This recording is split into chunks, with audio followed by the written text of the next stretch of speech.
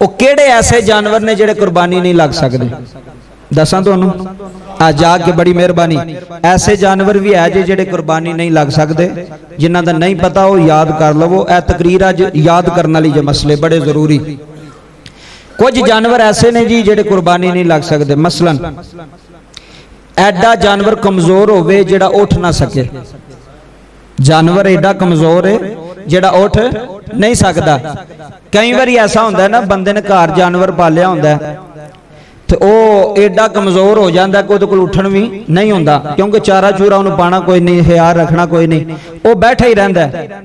एक मिनट उठिया फिर डिग पिया थले। एडा कमजोर जानवर कि जिहड़ा अपने पैरों ते खड़ा नहीं हो सकता, चल नहीं सकता, उस जानवर की कुर्बानी नहीं लगेगी।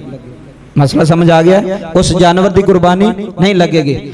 एक बकरा है लंगड़ा, मसला वो लंगड़ा के टुरदा, तीन लत्तां उहदियां ठीक ने, एक लत्त उहदी खराब है, वो थल्ले जमीन ते नहीं लांदा, वो भी जानवर कुर्बानी, मसला सुन लो, वो भी जानवर कुर्बानी नहीं लगेगा।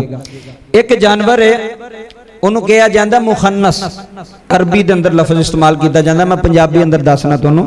मुखन्नस, मुखन्नस का मतलब है कि ना वो नर है तो ना वो मादा है, जिन्होंने अपनी जुबान च असीं खुसरा नहीं कहते, उन्होंने अरबी च मुखन्नस किया जाता है कि ना वो नर ते ना वो। मैं बिल्कुल वाजे मसले थोड़े सामने पर रखना कि बच्चे भी समझ आवे, वड्डे भी समझ आवे कि शरीयत की कहती है।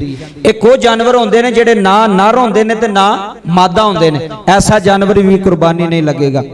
कुछ जानवर ऐसे होंदे ने जिन्हां दा पैर कटिया होंदा है, मसलन सट लग गई, पैर कटिया गया, कोई जख्म बन गया, वो पैर ही उन्होंने कट छड़िया वो जानवर का। ऐसे जानवर मैं वेखे ने।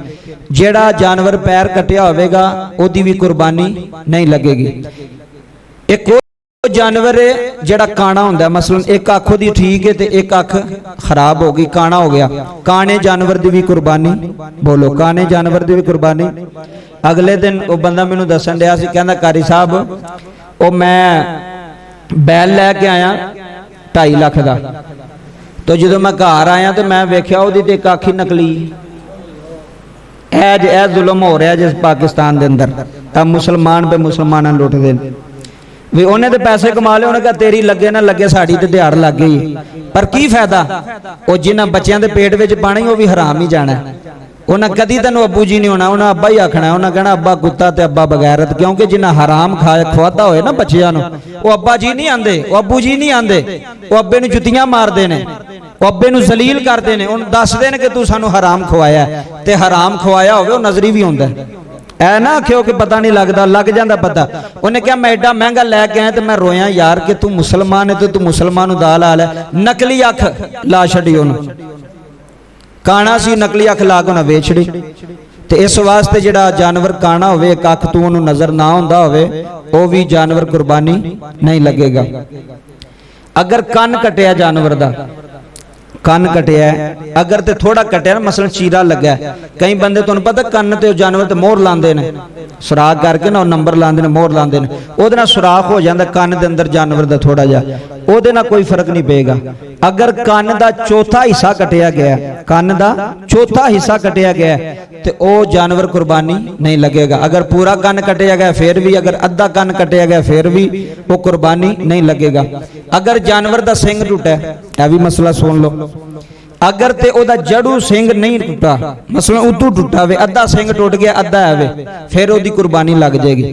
अगर ओदा सिंग जड़ू निकल गया, मसलन मगज थलू नजर आ रहा है, जड़ू ही निकल गया सिंग, फिर ओदी कुर्बानी, बोलो फिर कुर्बानी नहीं लगेगी। ऐसे जानवर ने जिन्हां दी कुर्बानी नहीं लग सकती। अक्सर बंदा लैके आउंदा ना तो बच्चे उन्होंने दौड़ा दौड़ा के इन्ना दौड़ाते हैं कि ओदी लात ही तोड़ छड़दे ने। अक्सर तो वेखो ना बच्चे शौक दे नाल, वो जिहड़ा जानवर ऐबदार हो गया ना वो कुर्बानी नहीं लगेगा। वो फिर तुसी दोबारा जानवर अगर साहब सीओ तो साहब बेस्तात तो नवा जानवर लैके आओ, क्योंकि यह जानवर ऐबदार हो गया। नबी पाक ने फरमाया ऐबदार जानवर कुर्बानी नहीं लगेगा। ऐबदार जानवर जिदे अंदर ऐब होवे, कोई भी ऐब है, अन्ना काना में लूला वे, किसी किस्म का कन कटे है, वो कुर्बानी नहीं लगेगा। अगर